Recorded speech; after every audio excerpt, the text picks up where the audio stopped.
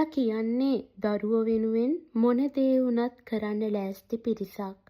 හැබැයි සමහර දරුවෝ තමන්ගේ සහකාරිය හෝ සහකාරයා ආවට පස්සේ අම්මව අමතක කරලා දානවා.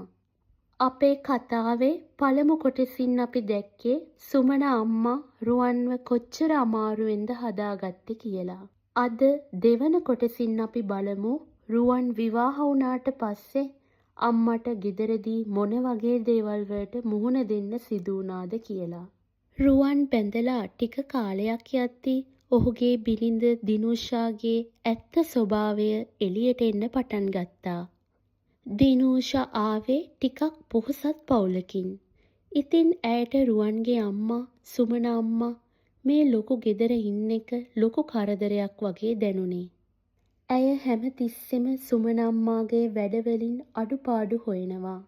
ඇඳුම් පැළඳුම් ගැන, කෑම බීම ගැන ඇය නිතරම දොස් කිව්වා. ගෙදර වැඩ ඔක්කොම සුමන අම්මා පිට පටවලා ඇයව කුස්සියටම සීමා කරන්න දිනුෂා ගොඩාක් උත්සාහ කළා. ගෙදර තිබුණ ඒ ආදරේ, සෙනෙහස ඔක්කොම නැති වෙලා ගෙදර හරිම අමුතු ගතියක් ඇති වුණා. මුලින් නම් රුවන් අම්මාගේ පැත්තට කතා කළා.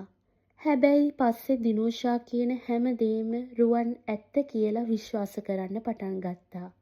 දිනක් ගෙදර දොරේ පුංචි වැඩක් වැරදුනා කියලා දිනුෂා කෑ ගහන්න පටන් ගත්තා. රුවනුත් ඇවිල්ලා අම්මට බනින්න පටන් ගත්තා. අම්මා හින්දා තමයි මට මගේ පෞල් ජීවිතේ සතුටින් ගත කරන්න බැරි කියලා රුවන් කියද්දී සුමන අම්මගේ හිත දෙකඩ වෙලා ගියා. ඇය කිසිම දෙයක් නොකියා කාමරයට වෙලා තනියම හඬන්නට පටන් ගත්තා. තමන් වදාපු ලොකු මහත් කරපු දරුවාගේ මේ වචන වලින් සුමන අම්මගේ හිත ගොඩාක් රිදුනා. දවසින් දවස ගෙදර තත්වය දරා ගන්න බැරි තරමට නරක වුණා. අන්තිමට සුමන අම්මට මේ ගෙදරින් යන්න වෙන තත්වයක් ආවා. දිනුෂාගේ බලපෑමට රුවන් අම්මාව ගෙදරින් එළවයිද?